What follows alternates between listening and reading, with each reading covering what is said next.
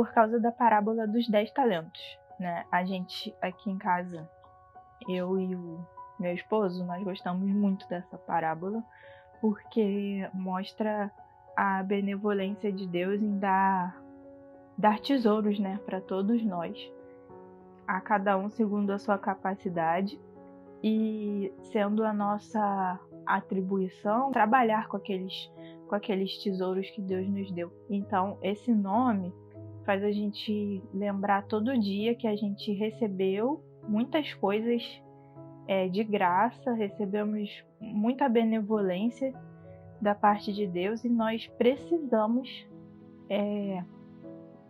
utilizar aquilo que Ele nos deu, né? Nós precisamos trabalhar com aquilo, nós precisamos ajudar o máximo de pessoas que a gente conseguir, porque eu acredito que assim a gente vai estar, pelo menos, não deixando o tesouro enterrado na terra, né? O conhecimento, tudo que a gente aprendeu ao longo da vida pode ser considerado como uma bênção de Deus na nossa vida, como um tesouro dado por Ele, e que também a gente precisa fazer bom uso, né, daquele tesouro, e para que ele se multiplique e para que ele não fique parado, enterrado no meio da terra. Bom, se eu pudesse governar o destino de alguém que não está no meu escopo de possibilidades, né? O que eu quero para eles é que eles vão para o céu. É isso que eu quero. Mas falando mais sério, né? Nesse sentido, o que eu quero em primeiro lugar para os meus alunos é o seguinte: é que eles não, de maneira nenhuma, o estudo das matérias que eu dou, as coisas que eu falo, que de forma alguma venha servir de pedra de tropeço na frente deles, né? Então, que sejam coisas que edifiquem, não que derrubem nada. Então, essa é meu primeiro objetivo com os meus alunos. É não atrapalhar os bons valores que eles têm, os bons valores que a família dá, de maneira nenhuma. Eu acho que nenhum professor na face da Terra tem o direito e nem assim, a possibilidade de pensar em fazer alguma desse tipo. E, em segundo lugar, eu quero que eles aprendam nessas matérias de verdade, aprendam de uma forma que seja sólida, que seja bem edificada, sabe? De uma forma que eles, mais pra frente, por mais que eles passem ao longo da vida, eles não esqueçam daquilo, né? Eu lembro do meu pai, às vezes, falando, porque na época dele tinha latim no colégio, e ele lembra das lições de latim, de francês até hoje. E a gente vê que um conhecimento embasado, um conhecimento que tenha lógica, que seja bem encadeado, ele não é esquecido com facilidade. Então, o que a gente vê hoje em dia são as crianças estudando muito para fazer somente avaliações, e no dia seguinte da avaliação ela já esqueceu tudo aquilo que ela tinha estudado. Então, você passar a sua vida inteira de estudos assim é muito triste, na minha opinião, porque você precisa construir um conhecimento que vai te ajudar na sua vida mesmo. Então, assim, são dois os principais objetivos que eu tenho com eles. O primeiro é de não atrapalhar de forma alguma os valores que a família dá para eles. E segundo, produzir um conhecimento que seja lógico, bem encadeado, bem embasado, que no final eles não vão esquecer. Bom, quando você faz essa pergunta para alguém que trabalha com isso, né? Aí ela vai dizer que é todo o impacto do mundo. Mas eu gostaria de dividir em duas partes, né? A primeira parte do estudo dessas matérias, quando ele é bem feito, quando ele é bem embasado, degrau sobre degrau ali, você realmente construindo com um bom raciocínio lógico aqueles assuntos ali, o primeiro impacto é a pessoa conseguir entender os fenômenos físicos e químicos que acontecem à sua volta. Então, ela consegue enxergar de outra maneira para o mundo, ela consegue às vezes se situar melhor e também consegue, muitas vezes em certas situações, ela aplica, né, aqueles conhecimentos e consegue resolver algum problema. Também tem a questão dela entender que o mundo foi feito com ordem e propósito. E quando a gente olha para essas coisas, a gente começa a ver a mente, a beleza de Deus refletida na sua criação. E isso é uma coisa muito, muito boa para a nossa formação, sabe? Então, isso é para aquelas pessoas que não vão usar física e química nunca na sua vida, né?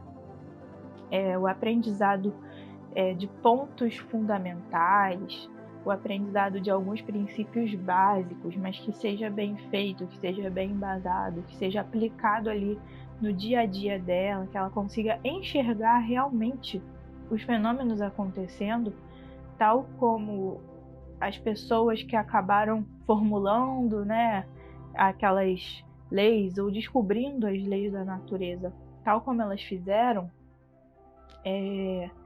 aquilo ali traz uma segurança no mundo material para a pessoa, né? Traz uma, talvez ela fica bem plantada na realidade.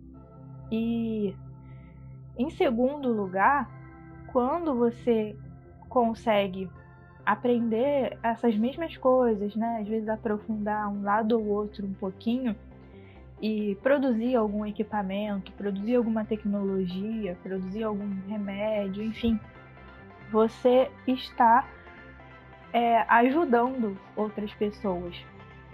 Porque a gente também precisa entender que todo o conforto que nós temos hoje em dia, ele não apareceu do nada. Ele foi fruto de muito esforço ao longo de muito tempo.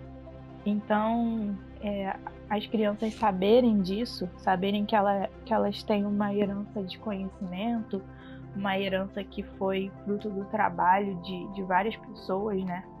Ajuda que elas tenham assim uma visão melhor, né, de qual seria o papel delas ali naquele momento, que se elas tiverem vocação de trabalhar com isso, elas também vão querer trabalhar com afinco, vão querer aprender as coisas bem direitinho, para que possam, de uma certa forma, contribuir para o conforto das próximas gerações e às vezes do seu próprio, né?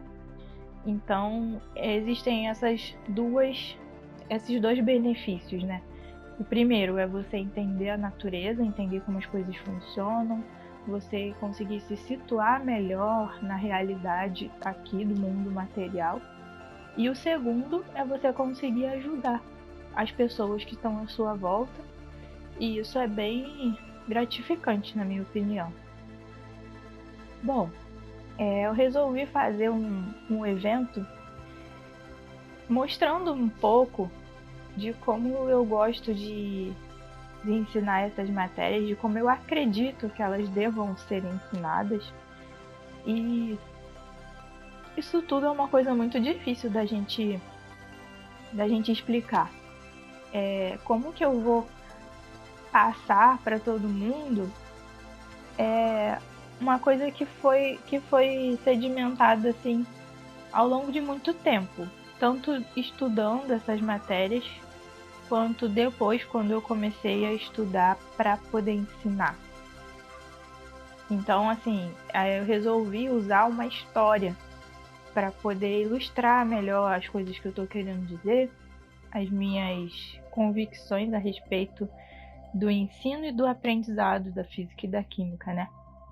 Então, eu sempre pensei no estudo dessas matérias como uma aventura, e a minha, né, pelo menos a minha aventura preferida é essa daqui, do Hobbit.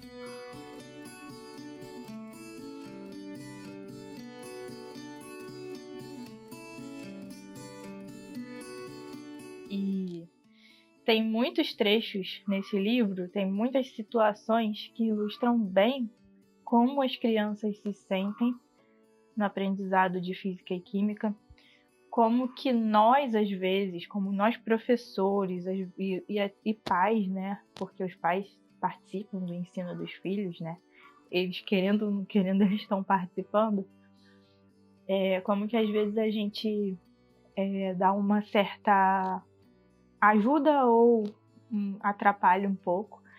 E eu acho que fica muito mais fácil a gente entender quando a gente coloca exemplos e analogias e histórias, né? Histórias agradáveis como essa, né? Ela é muito legal, ela é muito legal essa história.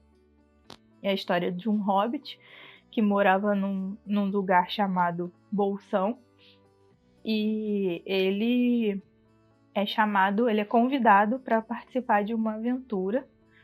E ele detestava isso, a família dele era muito respeitável, porque ninguém se mexia com aventuras, ninguém se movia para ficar saracoteando por aí, enfrentando dragões e bichos e etc, e passando fome, que é uma coisa beiro inaceitável para os hobbits. Não fazer todas as refeições, todas as múltiplas refeições que eles fazem todos os dias, né? E aí ele se vê, né, convidado para aquela aventura, muito a contragosto, por sinal. Só que algo dentro dele o desperta para o aprendizado que vai ser aquilo ali e para o benefício que vai trazer em relação às outras pessoas mesmo, porque ele não vai para se ajudar, ele vai para ajudar um grupo de anões, né? Só que ele, em certo momento, ele pensa que aquela situação dos anões de ter ficado sem pátria, de ter ficado sem o seu lugar, ter ficado sem seu tesouro ali, todo tomado pelos dragões, pelo dragão, né, que é só um, né, que é o Smaug, né, Leandrinho? Então ele começa a imaginar, poxa, se isso acontecesse aqui, como que seria?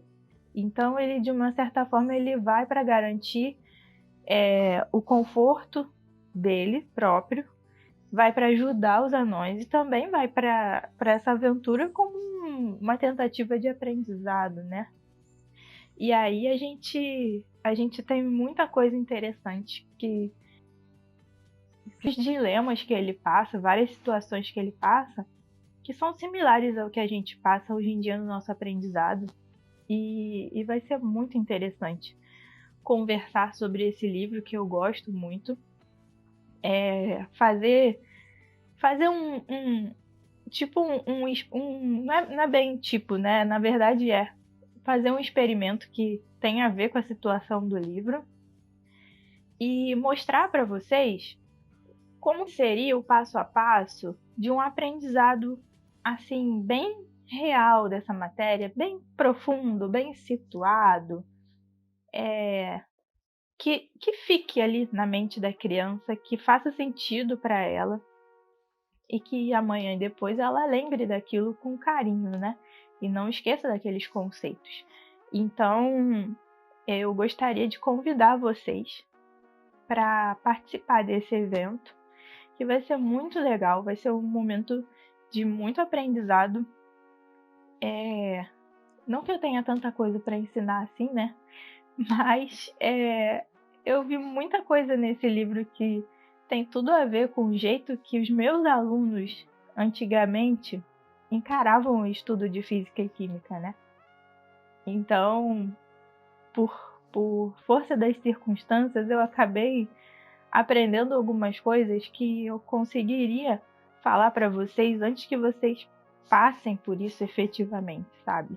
E aí, através de uma história, através de um modo assim mais ilustrativo, a gente consegue entender como que a gente faz para levar a criança resistente ao ensino, resistente ao aprendizado de certas coisas difíceis, precisam de um esforço, né, maior, até que elas consigam enxergar no final os frutos daquilo ali, né, os frutos daquele esforço para a vida dela e para a vida das outras pessoas também. Então, seria assim como se fosse um mapa, né? Não sei se vocês têm esse livro. No início tem o mapa dos anões, né? Aquele mapa que ilustra lá onde tá a montanha, onde que tá a passagem secreta e tudo mais. Então, o meu objetivo ao final desse evento é criar para vocês um mapa desse com mais ou menos o que deveria ali acontecer no aprendizado de física e química de vocês. Então, aguardo vocês lá e vai ser muito legal. Então, gente, se vocês quiserem participar dessa aventura, vai ser uma alegria ter a companhia de vocês. O link para se inscrever está aqui na descrição. E esse link vai levar vocês para uma página onde tem maiores informações, mais explicações sobre o evento, a data e tudo mais certinho. E vocês se inscrevendo já recebem a programação. Aí ao longo do evento a gente vai mandando os materiais, né? Os materiais para fazer experimento e etc. Tá? Tudo que vai ter lá na nossa aventura. Também não vou ficar contando tudo, né, gente? Tá bom? Tchau, tchau. Um grande abraço. Fiquem com Deus.